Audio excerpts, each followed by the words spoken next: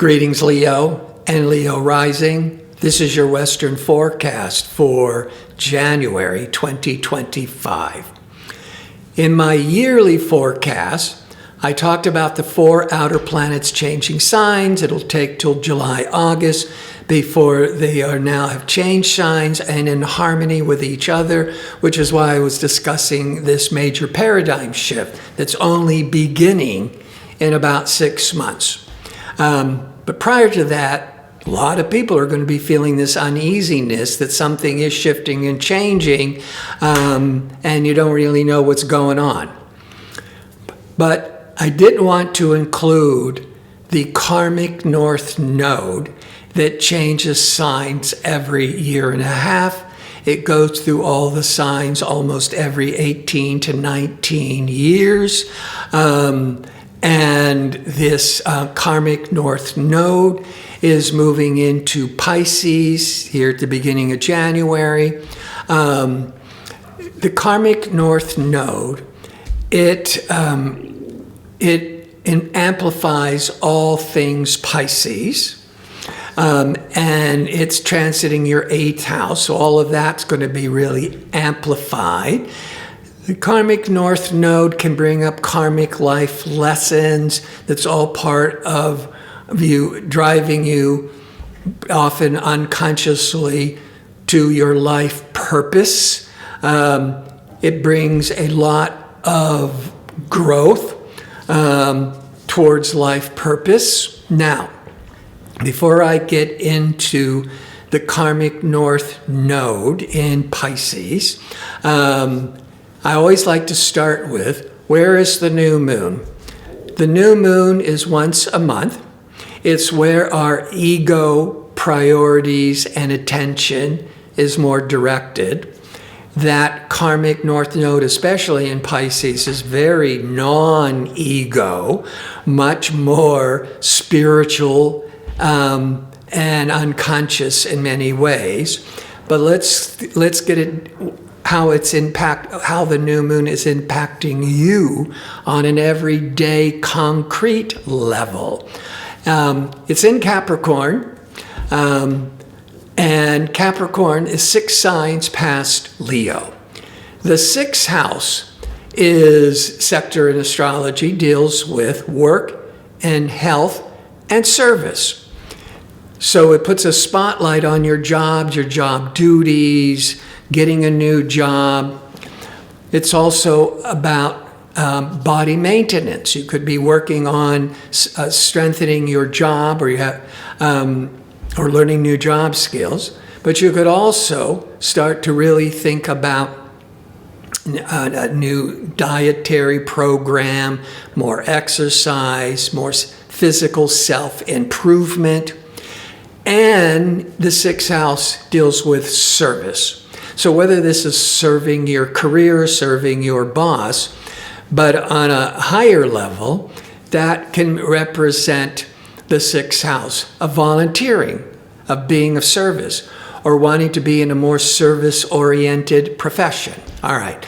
So the new moon, December the 30th, it's going to impacting all these 6th house issues through the end of January. Now, the new moon is December the 30th in the 6th house. So all those 6th house issues are being very much to your attention. And 2 weeks later is the full moon.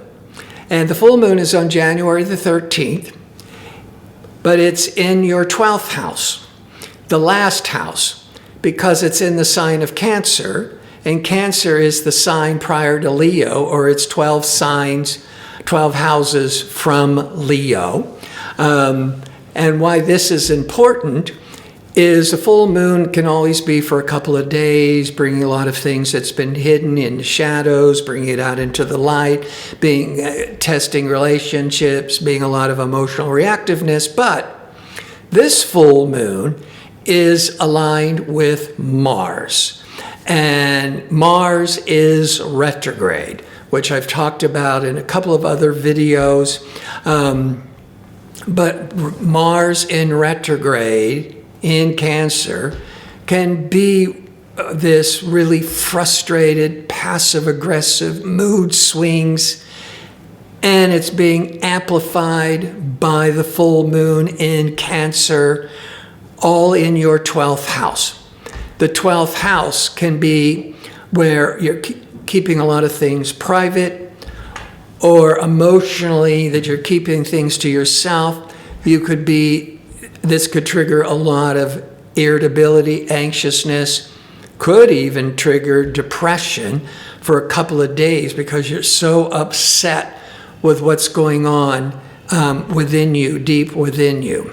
Now, before I bring more clarity to those statements and get into the other details, and there's some really beautiful things with this karmic north node. But first, if you enjoy these kinds of videos and would like to see more of them, click like and subscribe. And don't forget to click on the notification bell so you can receive the latest postings. All right, so Mars on the 13th of January, or a couple of days around, is influencing this emotional reactive full moon in the 12th house. The 12th house can also be things that are hidden, which might include secrets. So out of the blue, around the 13th, you could getting really upset, or there could be a lot of anger around secrets being revealed. Now, or you find out about things that's been going on behind your back. From your job, that could be the 6th house. Hopefully, any health issues that's been hidden, the good news would be that it's now being revealed, so now you can start working on any health issues. But the Mars I talked about in the yearly, also in the December forecast, Mars, the warrior, ambitious, aggressive planet, wants to take charge, take the lead. But Mars every 2 years goes retrograde. And on December the 6th, last 2024, Mars went retrograde in the sign of Leo. And it remained in Leo till January the 6th. Since you are a Leo or a Leo rising, but the Mars was retrograde through December, you could be feeling a lot of anxious stress and tension, especially in your body. And then January the 6th, the Mars retrograde is going backwards into the sign of Cancer, which is the shadow sector, the hidden side for Leo. Because Cancer is 12 signs past Leo. The 12th house is the last house. It's everything that's unconscious and hidden and secretive. And with Mars in retrograde in your 12th house, starting January the 6th, you might be feeling really anxious about secrets. Or there's this unconscious, that's also the 12th house, a lot of nervousness and irritability. Now that's continuing retrograde in your 12th till February the 23rd.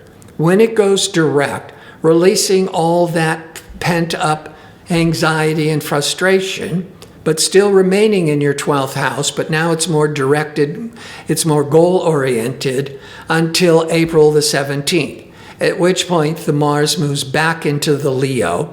And that could be a really favorable time every 2 years to be initiating and launching new projects. But that's the middle of April into May.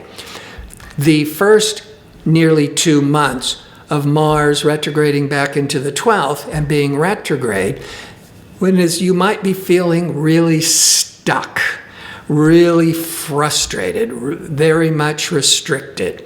But if you want to direct this very difficult Mars in retrograde in the 12th house in a more productive way, at least try it, Mars is very goal-oriented. And if you don't have a goal that you're working on, you're going to feel depressed and stuck and frustrated.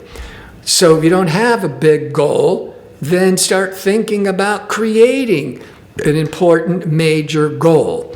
The retrograde could be that you keep going back and forth and this isn't it, and judging it and being frustrated you're not coming up with a really good idea initially, or you're like, oh, I have this goal. Let me, because of the astrology, let's really focus on trying to achieve and manifest this goal.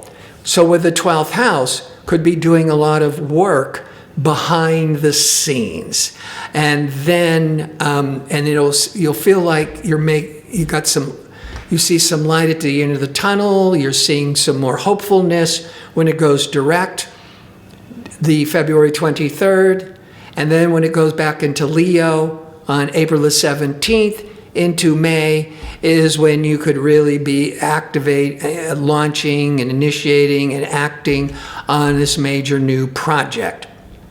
Now, the karmic north node in charitable, spiritual, compassionate Pisces is moving into your 8th house. The 8th house in business deals with banking and loans and taxes and finance. But this karmic north node's in Pisces, which is non-material for the most part. And now you might be sensing karmic connections.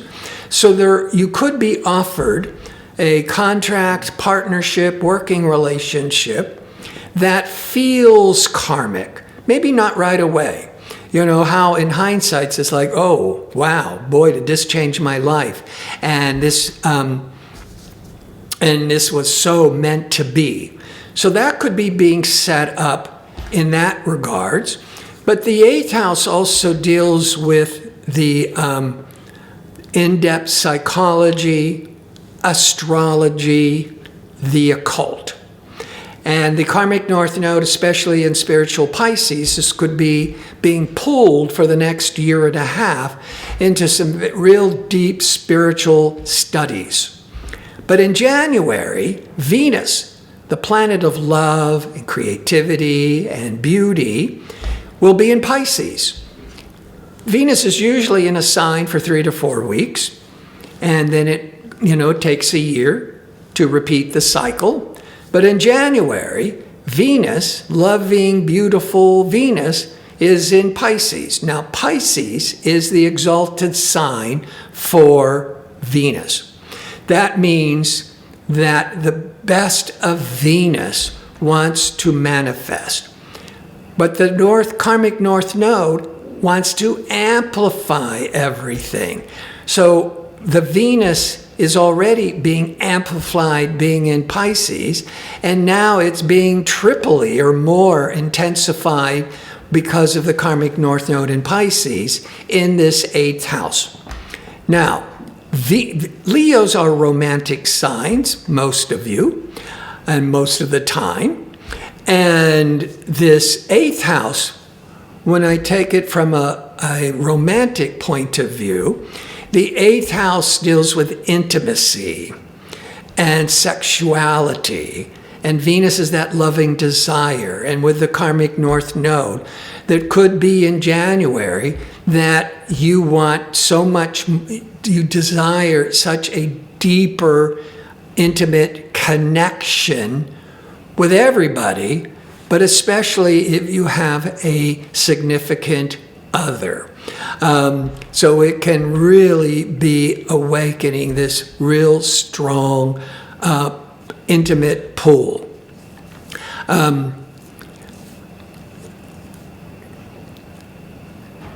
Because also just Venus in Pisces, we start looking for that unconditional love, and then it's intensified by karmic Pisces. And so you could be meeting, some of you, I hope, could be meeting your soul mate. And before wrapping this up, the sun will leave Capricorn January the 19th, goes into Aquarius for 4 weeks. Now, Aquarius is your 7th house of marriage and partnerships. Now, That's going to be the dominant theme for February. The Capricorn continues to be the dominant theme through January. But the last week, starting January the 19th, now there's this new interest that's coming in when the sun shifts into Aquarius, putting a spotlight on your 7th house of marriage, partnerships, and with that Venus Pisces karmic north node, there's this, and then the sun going into the 7th house. Some of you could be meeting your soulmate. Some of you could be finally breaking through where you've been guarded in an intimate relationship and really opening up and trusting and being more loving and intimate. So I want to thank you for watching. If you like information on how to book an astrology reading or to check out my 2-question offer, visit my website at gardino.co. Until next month, be safe and well.